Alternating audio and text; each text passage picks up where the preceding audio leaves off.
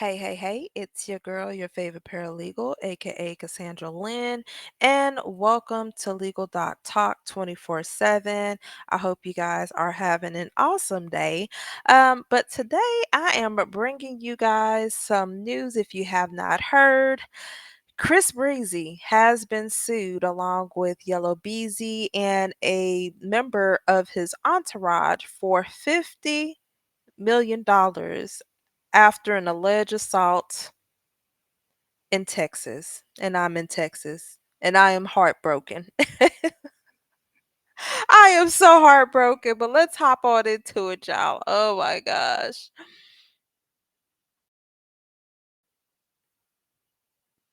Alrighty. All right, so that's pulling up the lawsuit. Let me go ahead and I'm going to actually switch screens. We're going to take a look at the article for today and then we're going to get into the actual lawsuit. So here it says, all right, so here it says that Cris Brown has been sued for $50 million stemming from an incident that took place backstage at one of his concerts last Friday. Larry Parker, Joseph Lewis, Charles Bush, and DeMarcus Powell filed a suit in Harris County, Texas, today against Brown as well as his tour promoter, LiveNation, Cinco CJ, Hood Boss, and Yella Beezy. In addition to the payment, the four plaintiffs are asking for a temporary restraining order against all defendants. And we're going to get into that. According to the complaint, which was first reported by TMZ and obtained by Variety, Brown and his crew severely beat the plaintiff following the singer's performance as part of his 11-letter tour at Dickies Arena in Fort Worth, Texas, this past Friday. The four men were invited backstage after the set to meet Brown, who showed up 30 minutes later than anticipated. Oh my gosh, y'all. I honestly do not know what to say.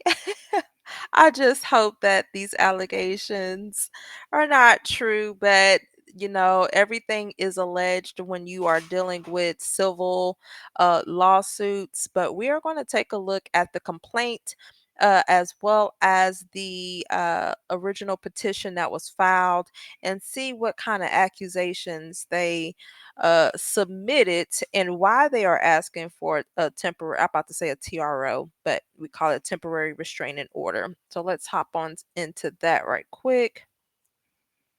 So this was actually filed on, it was filed last night. So they submitted it last night and it was accepted this morning. Oh man. So they are filing not only a lawsuit, but also a temporary restraining order. And everybody should know that, they can't go in a certain range. And when I say they, the defendants cannot go in a certain range when it comes to the other parties. Now, how? Because Chris lives in California, Yella Beezy lives in Dallas. So yeah, anywho's, let's get into that. So they are suing Chris, they are suing Live Nation, and Live Nation is out of Houston. Um, Cinco CJ, Amol Amolulu, Amari Kilulu, aka Hood Boss, and Marquise Conway, aka Yellow Beezy. Oh my gosh. So here's the summary of the case. The case arises from a violent assault perpetrated by a troubled recording artist with a checkered past. Without justifiable provocation, performer Christopher Maurice Brown and his paid entourage brutally and severely beat plaintiffs Larry Parker, Joseph Lewis, Charles Bush, and DeMarcus Powell. It's sad that they have to bring up his past, man, but it is what it is. Christopher Brown has a long history of violence. The plaintiffs herein are the latest in a long line of individuals who have suffered at Brown's hands. The latest incident, which is the subject of this case, occurred on July 20th following Brown's performance at the Dickies Arena in Fort Worth.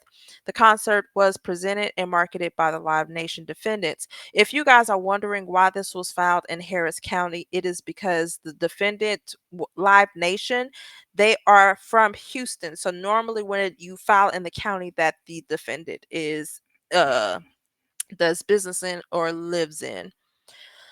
Let's see. The violence included Brown and his entourage surrounded by the plaintiff, throwing chairs at them and repeatedly kicking, stomping, and beating them. The unprovoked violence included multiple strikes to plaintiffs' heads and chests and ultimately involved stomping them while they were down.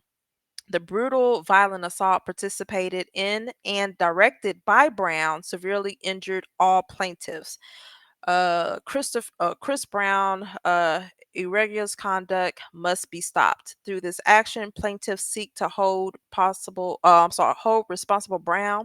Brown's presenters and promoters, as well as his paid entourage for this outrageous and violent behavior. This case seeks both compensatory and punitive damage in excess of $50 million. I'm going to tell y'all now, they got one of the best personal injury firms here in Dallas. Oh, well, not Dallas, in Texas. I'm just going to throw that out there. Um, so all of these men from Denton County. Let's see, da da da da da. Let's get to this. Background facts. All right, so introduction of the parties. Plaintiff resides in Denton County. Larry Parker is a victim of a brutal assault by Brown and his entourage and suffered head injuries. He was hospitalized, has received continuum medical treatment, and will need to undergo extensive medical treatment for the damages he suffered in the attack, including head injuries. Plaintiffs Bush, Lewis, and Power were all beat and suffered bodily injuries, including neck, shoulder, and back injuries. All plaintiffs are receiving medical treatment and would need further treatment in the future. And this is something that we definitely put in there. And by them saying head injuries, yeah. Defendant Cris Brown resides in California. He has a checkered past.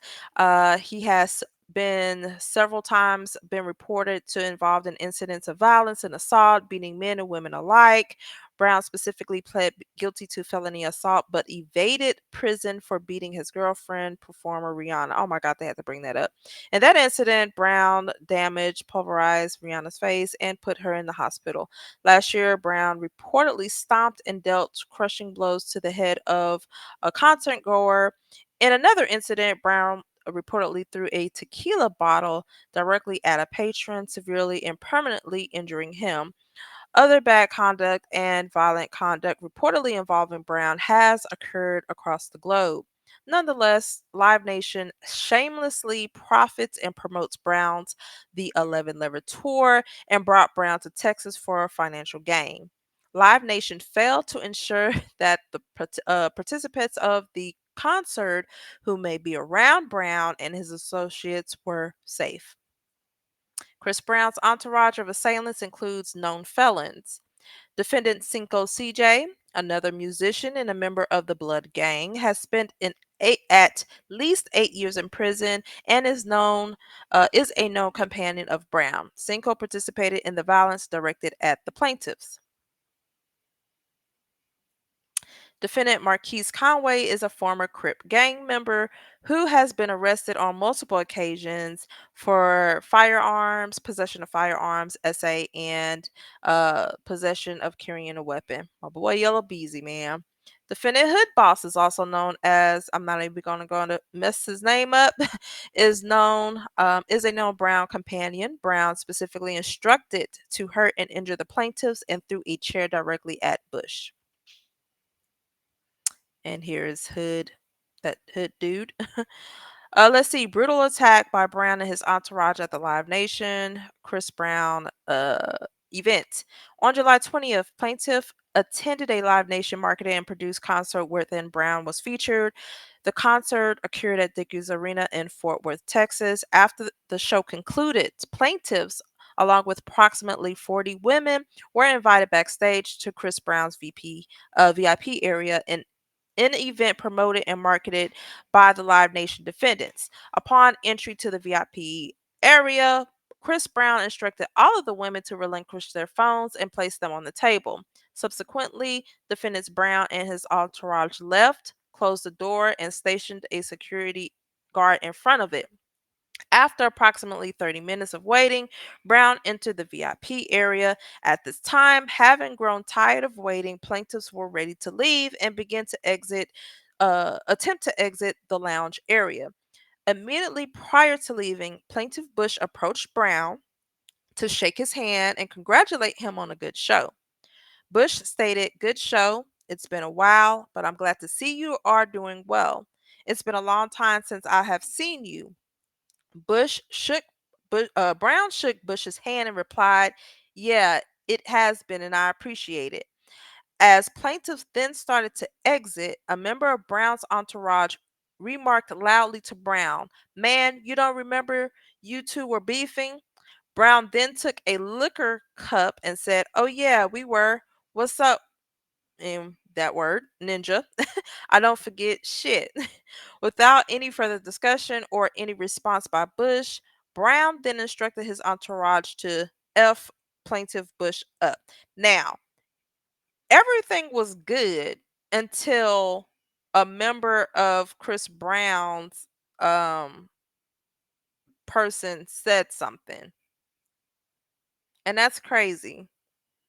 Anywho's, without any further discussion or any response by Bush, Brown then instructed his entourage to plaintiff Bush up. Hearing this, Bush attempted to quickly leave with the companions he had brought to the show. At this point, Brown and approximately 7 to 10 members of his entourage followed Plaintiff Bush into the hallway and began to assault Bush and his companions. One of Bush's entourage, known by the alias Cinco, ran to the left side of the crowd and punched Bush in the chest. Simultaneously, another of Brown's entourage, stage alias Hood Boss, picked up a chair and threw it at Bush's head.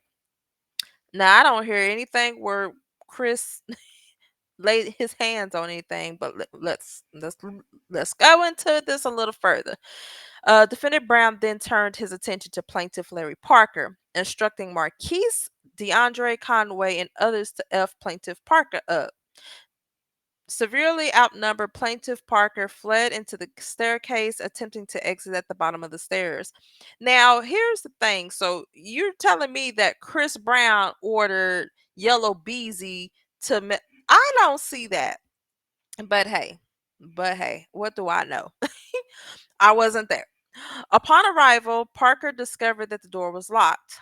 Upon instruction by Brown, Parker was then punched in the face and chest, kicked in the head for over 10 minutes, and stomped on by defendant Brown and his associates.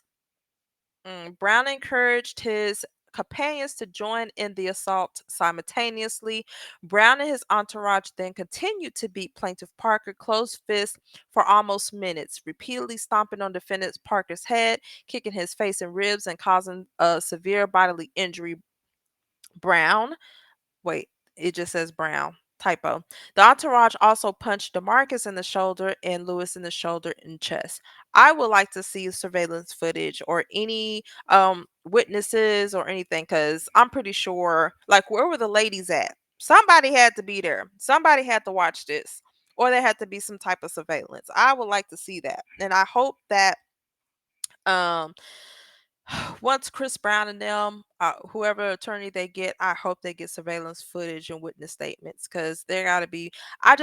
And this is just my opinion. This is not me picking sides. This is just me doing this from my point of view, from the plaintiffs. If I was assisting on this case for the plaintiffs, the first thing I am going to do is I am going to send out a what we call it, a preservation and spoliation letter for, and that would, where was they at, the Dickies Arena. And all camera footage that you guys have, please preserve it, and if you don't, blah blah blah blah blah. that's something definitely that we would have to, because we got to see footage. Next thing I want to know is the witnesses. Where were the witnesses at? Do you have their names and numbers? Got to get statements from them. And then last but not least, we're going to have to see some medical records. Like, you're claiming um head injuries and everything, so we got to make sure that we cover all bases, so that way if you're asking for $50 million, we need to prove up damages that, this case is worth $50 million. But just on the defendant side, I, I honestly, they're going to have to prove that Cris Brown ordered them to jump these individuals. Yeah. All plaintiffs are injured, some severe, all are ongoing medical treatment. So this happened, what, Saturday, and this Monday. I'm pretty sure that if they went to the hospital, they're probably going to go seek physical therapy or chiropractic treatment within the week. So we shall see. So they are suing them assault and battery, negligence of all defendants, because I'm pretty sure they're going to be like, well, LiveNation failed to keep the premises safe. One, they allowed Cris Brown and his entourage and Yella Beezy to come into this. LiveNation failed to make the premises safe. That point blank period. Because it was them to ensure that security and employees had a plan if something goes down. um they would be ready for this. Let's see. Intentional infliction of emotional distress. They had, what they're saying is that Brown, as well as his entourage, they had malice and evil intent. They harmed the attendees of the concert, so they're suing for that. Emotional distress. So, oh, it says severe emotional distress. All right. Um, the damages: loss of earning, pain, mental anguish, disfigurement, physical impairment, medical care. They are asking for those. They are asking for gross negligence, exemplary damages based on their gross negligence in causing the incident and resulting in injuries and damages. Oh man. So they're demanding a jury trial, and here's the preservation of evidence. Now, normally I send this out even when we get the case, but let me see. This Monday, this happened Friday, and so really we don't work on the weekends. So this they did right. So instead of reaching out to try to work something out, they just went ahead and filed a lawsuit. So this is the preservation of evidence. So anything, witness statements, photographs, video, text messages, security surveillance, all of that, um, they're asking them to save that. They have to preserve that. And here's the application for the restraining order. Plaintiffs are seeking a temporary restraining order against defendants to preserve evidence. Let's see. There is a cause to ask the court to restrain defendants and any and all of their employees present or involved with the July 20th, 2024, the 11/11 tour concert, and the VIP lounge meeting, as well as any entity with whom any defendant, specifically any LiveNation defendant, has a contract with, to include the Dickies Arena, from deleting, altering, modifying, and or destroying certain defined categories of evidence, or the plaintiff will suffer probable and imminent and irreparable injury if the evidence is destroyed. So you can get in trouble for destroying evidence. So they want to make this very, very, very clear that if there is any knowledge, if there's any photos, videos out there, they need to make sure that they preserve that evidence. Let's see. Trying to think what else. Ooh, let's see. Respectfully, it is imperative that the court enter a temporary restraining order to restrain defendants from changing. So this is not, so I was just thinking that it was on along the lines that they couldn't go near them, but this is more of preserving the evidence. So This TRO is to restrain Cris, Yella Beezy, the entourage from changing, altering, or destroying any evidence that is defined uh, below. So, defendants will, within 5 days, make available all books, records, and documents of the hiring of employees and security for the 11 Lover tour, including the VIP lounge. Make available our recordings, videos, images, and photographs, including the VIP lounge. Make available our recordings, pictures, text calls, and emails, or any other form of communication that relayed there was an emergency situation. So, if somebody called 911, so on and so forth. Um, Make available all books, records, and documents relating to any incident reports, complaints, or records of those injured at the 11/11 tour and the VIP lounge. And defendants are restrained from deleting, changing, altering, or destroying any tangible evidence related to the subject incident, including but not limited to any and all documents. So, this is more of telling them, if you have a picture or a video or a phone call that you made or a text message you sent out, um, do not get rid of any of that. Not your call list, not your text messages, not your photos, nothing on the cloud.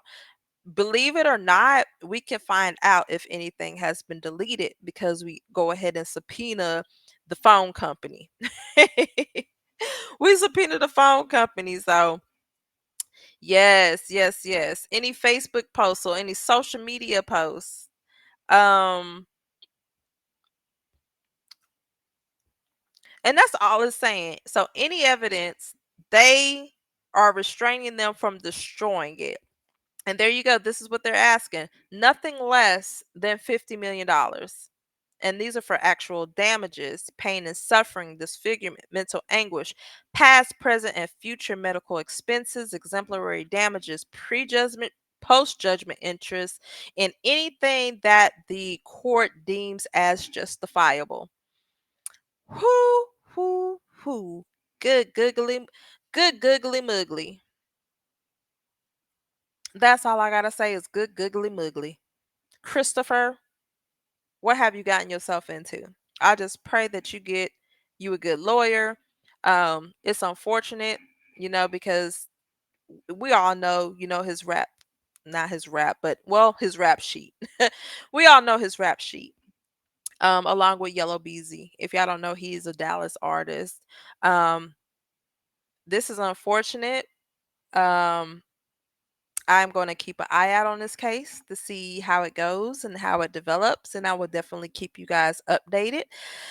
Tell me what you think about this, y'all. I be rooting for Cris. I really do. And I just hope that he gets help.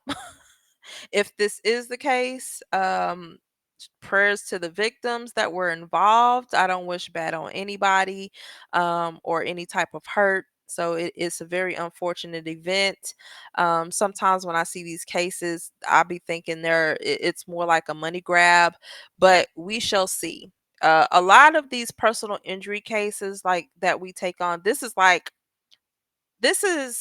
let me see, personal injury is like literally 90% of what I do as a paralegal. So one thing that the plaintiffs do have to do in order to maximize their case is they are going to have to treat. And the reason why I say this, if you're claiming head injuries and severe injuries, your medical records have to show that. Now, by them going to the hospital, I don't know exactly what their discharge paperwork shows. But what they do from this point on, as far as treatment, is really going to determine the severity of this case. I want to, and I don't know. No, we're not going to really see it unless it's discovery. But you know, do y'all have actual head trauma? Do you have a traumatic brain injury? You guys are saying that they stomped y'all out. Do you have broken, fractured, dislocated bones or ribs? Like, I want to know the extent of their injuries because that determines the extent of how much they are going to get. Now, if their injuries are severe, I'm pretty sure that they're going to get a hefty settlement. And that's just based off of what I have done in the past. But I'm going to keep up with this case. Tell me what you think about it in the comments. Uh, Thank you for watching. Replay. Well, everybody's going to be the replay gang because this is pre-recorded. Don't forget to like, share, and subscribe. Until then, you guys have a blessed night. I'm out.